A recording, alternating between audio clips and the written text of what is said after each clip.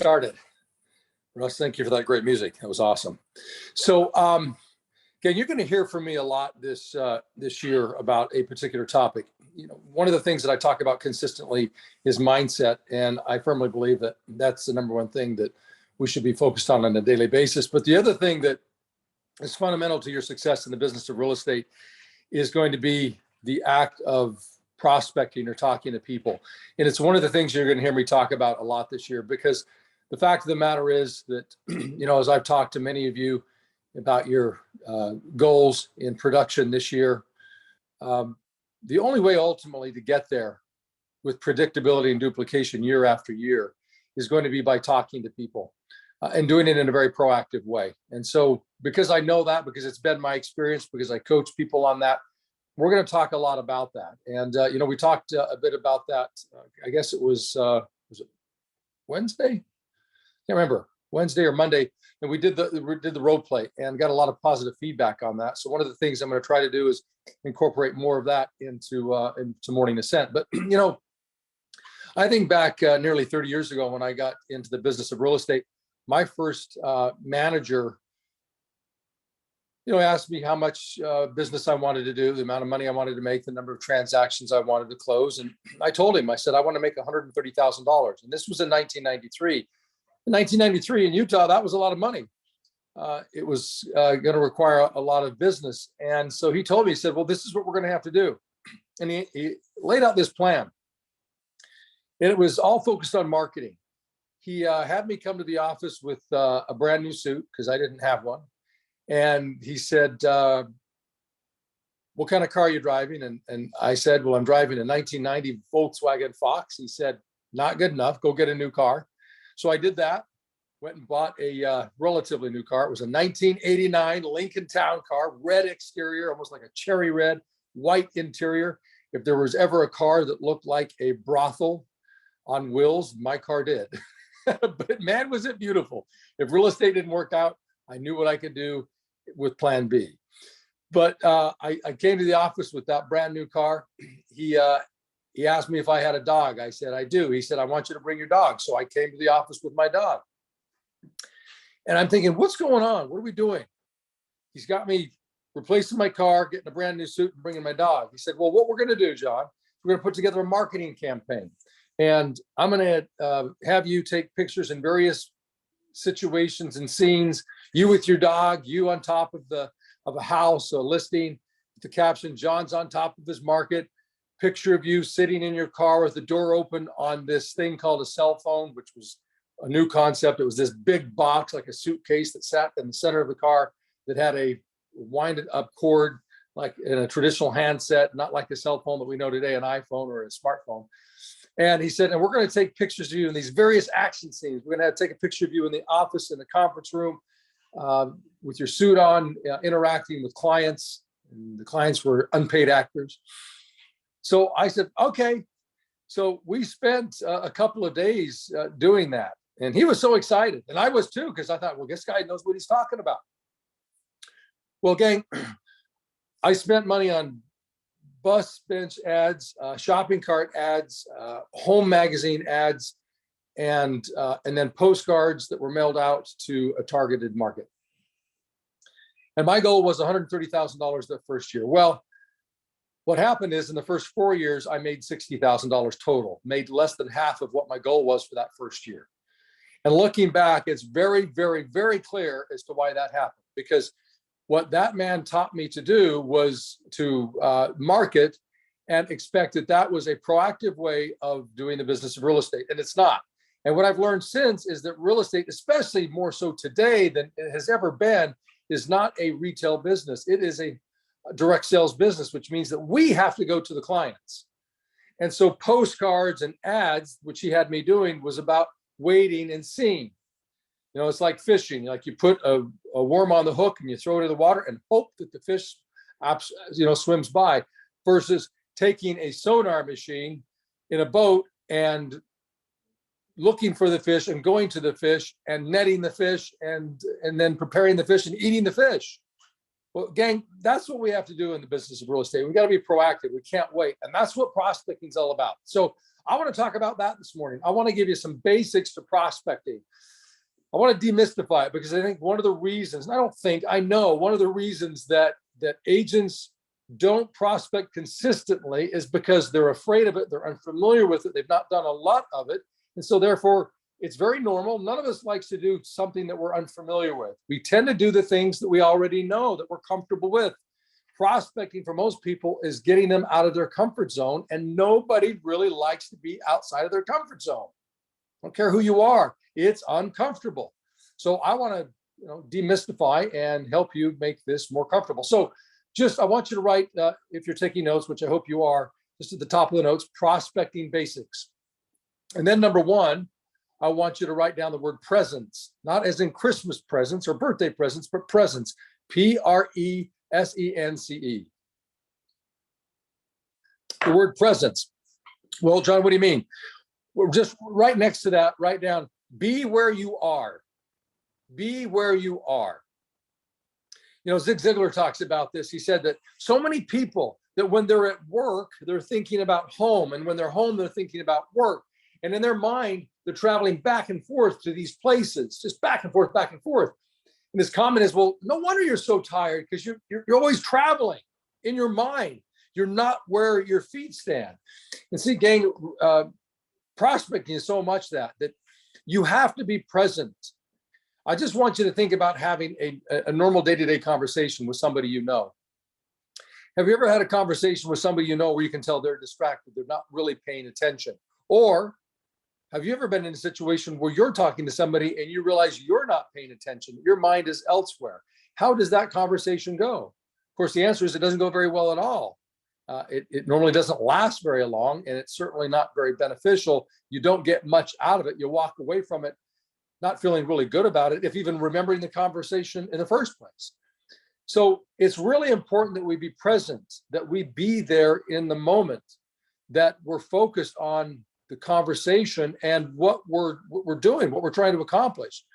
So one of the things that we can do is make certain that we're eliminating the distraction. So gang, first of all, let's acknowledge we have to prospect. But how do you do it? Well, make certain you're in an environment where there are no distractions. Put yourself in an office where you can close the door and you're not getting interrupted. Put a sign up and let people know I am prospecting. Do not interrupt me. The other thing would be is if you can use a landline, use a landline. If you can't, and you've got to use your cell phone, use your cell phone. But gang, you got to stop checking social media, the news, email, voicemail, and text. Stay focused on the task at hand. In other words, stay focused on the conversation. Don't be that person whose mind is elsewhere. When your mind is elsewhere and it's not focused on the conversation, on the person or the next person that you're going to call, they sense that. They know it. And you feel it as well.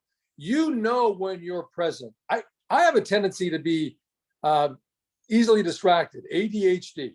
My mind is going so many different directions at once, and I really literally consciously have to focus. John, pay attention, stay focused, stay focused, stay focused, stay focused.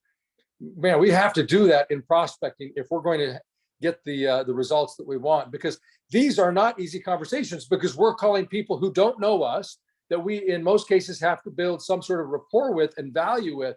And man, if we're only bringing a small portion of our attention, of our presence to them, it impedes our ability to do that, to build the rapport and build the value. So be present, be where you are, eliminate the distractions, focus just on them and the conversation that you're going to have. The second thing is this, in terms of prospecting basics, intent. Write down the word intent. And then next to that, I want you to ask this question: what is my intention? What is my intention when I prospect? Do you know what your intention is? I mean, some of you might say, well, it's to get business. Well, yes, but more specifically, some of you might say, well, I don't know. I mean, have good conversations, talk to people, reach out to people. Well, yes, all of those things are true. But here's what I would recommend should be the number one intention. It's not to get through the calls. It's not to contact X number of people. It's not to do it for 2 hours, 3 hours. The intention should be to set at least one appointment. One appointment. See, if you'll have that as your intention, it's what you'll focus on. See, we tend to get in life what we focus on. If you focus on, well, I'm going to get 30 contacts, well, you're more likely to get 30 contacts, but much less likely to actually set an appointment. If you set the intention, well, I'm going to prospect for 3 hours, well, then you'll likely be able to prospect for the 3 hours. The challenge is you won't be focused on what really the goal is, which is to actually set an appointment. So my recommendation is that when you prospect, that above all else, the intention should be to set one appointment, whether that takes 1 hour, 2 hours, or 3 hours, or it takes 15 minutes. I don't care how long it takes, as long as you're setting one appointment. And here's the thing, gang, imagine this, you set one appointment a day, one appointment 5 days a week, what that would do for your business, what that would do for your life. It would transform it immeasurably, astronomically, one appointment a day. And you might say, well, that's not possible. Well, actually, it is possible because there are agents who do that and more every single day. I know agents who will set 3, 4, 5, 6, 7 appointments a day. And that's not an exaggeration. They'll do it every single day because they set aside the time and they make that their intention. They are very appointment focused. That's their intention when they prospect, to set an appointment. So that's number 2, is setting the intention of setting an appointment. Number 3, write down the word script. Script. And then next to that, I've got to be scripted. I've got to be scripted.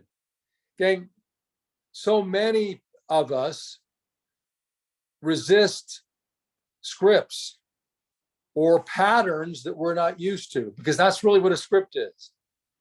A new form of behavior. And why do we do that? I talked about it earlier. Well, because it puts us in our discomfort zone. It takes us out of our comfort zone. Well, I don't talk that way, or those aren't the things that I say. I'm more comfortable behaving this way. I get that. But let me ask you this question.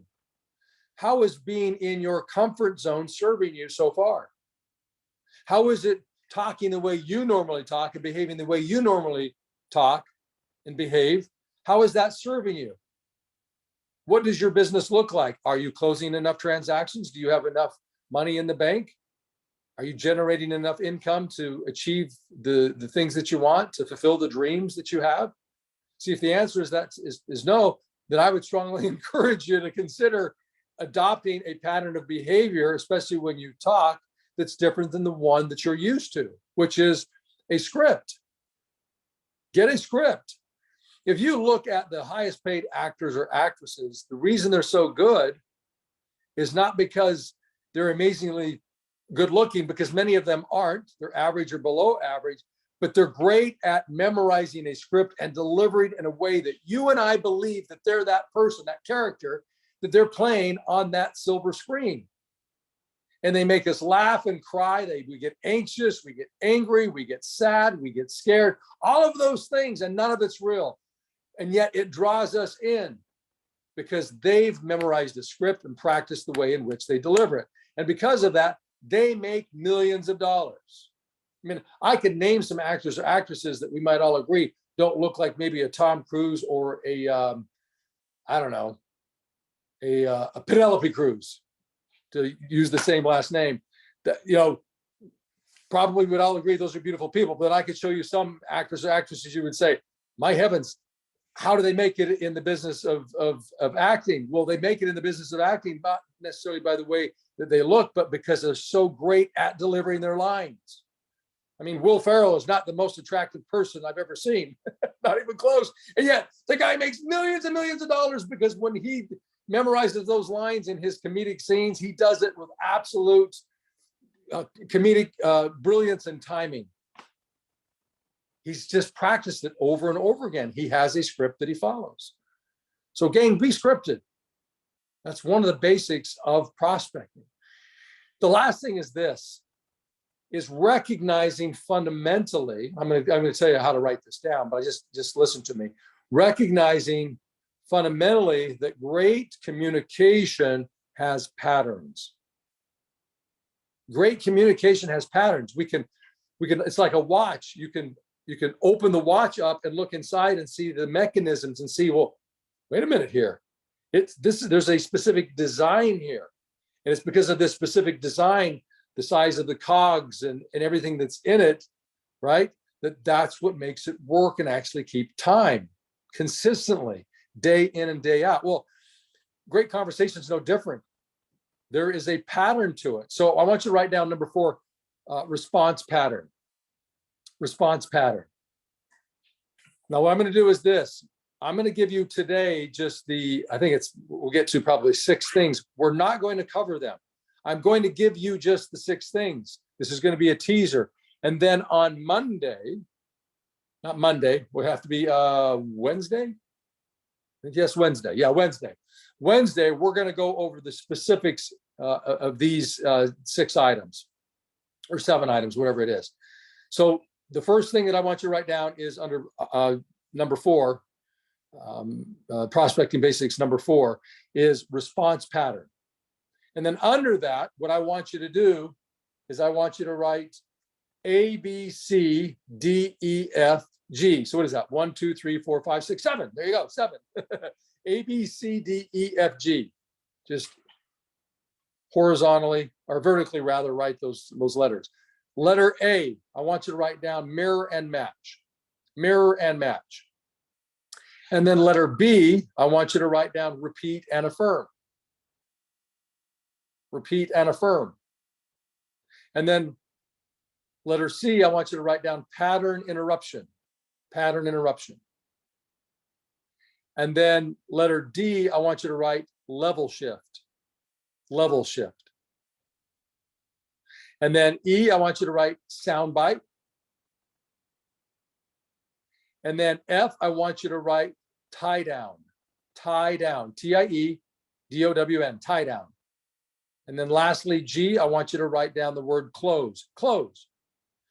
Those are 7 things that we're going to cover on Wednesday of next week, but not by me just telling you. What we're going to do is we're going to role play. And I'm going to show you in the multiple role plays that we'll do those particular components of a great conversation: the mirror and match, the repeat and affirm, the pattern interruption, the level shift, the soundbite, the tie down, and the close. And we're going to break each one of those down. And then the good news is this, that this is recorded. All the Zoomcasts are recorded. So then you can go back and watch this over and over again so that you know immediately what mirror and match means, or what repeat and affirm means, what pattern interruption means, what level shift means, what a soundbite is, what a tie down is, and of course the close. So that you can see that, understand that. And then what I want you to do, like a great actor or actress would do, is to take that and role play that and practice that over and over. Because here's the catch, gang. You can have a script, but if you don't have it memorized, and if you don't know how to deliver it when it comes time to deliver it, you then have to just simply look at the paper and read it. Well, the problem is you can't be conversational and you can't be engaged and pay attention to the other person, which means you're not having a great conversation. So it's the reason that we're going to practice this. And Vicente, you're right. The other thing is, and I should have told you to actually write that down. So go ahead and write that down if you would, everybody. In between the repeat and affirm and pattern interruption, I want you to write down the phrase transitional statement. Transitional statement. Good catch, Vicente. I love it. I love it. Everybody's paying attention. Good stuff. All right, gang. So let's finish with that. If you have any questions on what we've covered so far, please unmute yourself and ask. Otherwise, we'll finish this up with some closing affirmations. Remember, holiday on Monday, Martin Luther King Day, so we won't have morning ascent then, but we will resume this live Zoom broadcast on Wednesday. All right. Okay. Any thoughts? Any questions? Any amens? Hallelujahs? None. Hallelujah. All right, Nakme. That's all I need is just one. If I can just get one from you, then I know I'm good. Especially from you. All right, gang. Well, here we go. Let's finish up with some